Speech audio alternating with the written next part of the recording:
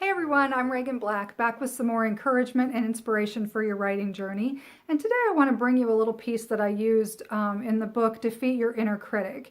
And it's a quote by Dr. Valerie Young, and it's, "Everyone loses when bright people play small." And I think this is a really important thing for us to think about, especially as it pertains to our writing lives and that pesky little voice that often tells us we're not good enough, that our dreams don't matter, that we've got no chance of realizing our goals. Everyone loses when bright people play small. When that pesky voice gets to us, it will derail our progress. It will interfere with our thought process and our creativity, convincing us that we're useless, or that we don't have a chance. And that's not true. Okay, that's just not at all true, and it's something we really need to work to overcome, and that takes practice and effort and a strategy. But I think about this quote, when that voice gets in your ear, everyone loses when bright people play small. Do you have a big dream for your writing? Do you have big goals and hopes and plans? Do you have that big vision? That's great. And if you've got that big vision and it scares you just a little bit, you're not sure how you're going to get there, perfect. Those big, scary dreams, our biggest dreams should challenge us. They should scare us a little. That's a good thing. But they also fire up our inner critic, which is a manifestation of fear often, and also a protective sort of manifestation. You don't want to do that. It's too risky. We want you to stay here and stay safe. So it's kind of your brain playing tricks on you. Your big dream is too scary. Stay over here. Play small. Stay safe.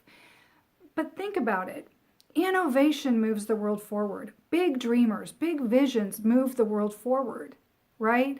Think about the world we live in if we didn't have all of the wonderful innovations that we so often take for granted, okay? Think about those things. Big dreamers with scary goals and dreams plowed through that fear to make life better. And how that pertains to you and your writing is that your big dream for your writing, your goal for your writing, is inside you for a reason, because only you can deliver it. And you need to deliver it. The world needs you to deliver it. You need to contribute those gifts. You need to use them and forward them. They have meaning and importance, okay? So again, everyone loses when bright people play small. So when you're working towards your big dream and your inner critic says, no, come back over here, you need to just plow through. One of the best ways to do that is to embrace what you're good at and remember that the world needs what you're good at, okay? So don't be afraid of that. If something comes easy to you, that's good. Not everybody has the same strengths for a reason, so that we can all contribute in our own ways, right? So what you need to do with that, as it pertains to your writing, your inner critic, the more risks you take, the bigger the risk seems, okay? Your mind will play that trick to pull you back. So the more risks you take, it's kind of like practicing so that your inner critic doesn't leap up and scare you into submission and come back over here, doesn't jump in your way simply out of fear, okay?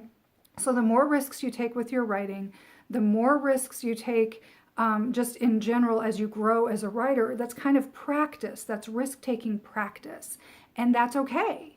That's really okay. Not every risk will work out, but taking those risks and being okay on the other side of them, embracing your strengths and running with them, will help your inner critic to back off on this factor in particular of it's just scary and jumping in your way to protect you from what's scary. The more risks you take, it's just the more accustomed your inner critic gets to those risks. Now, that doesn't mean your inner critic isn't going to try and interfere with your writing in other ways, because that happens. But it means that when you will recognize when your inner critic is just simply trying to protect you out of fear of the unknown, fear of change. And it helps you work around that. It's like, oh, I recognize that. It doesn't have to stop me. I can keep going. Okay, I hope that makes sense. I hope that brings you some encouragement and some uplifting hope for you on your writing journey, because we all face these things. But trust me, the world needs your contribution. The world needs you to innovate your space through your writing, through other gifts, whatever it is. Truly, find a way to get out there and contribute and to share what you're good at, because someone out there is waiting for that. And that's so essential.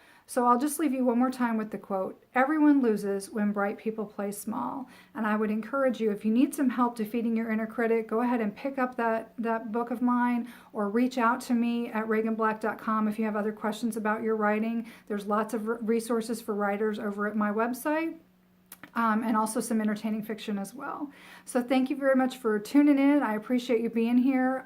Again, reach out to me if there's anything I can do. And in the meantime, write well and live the adventure.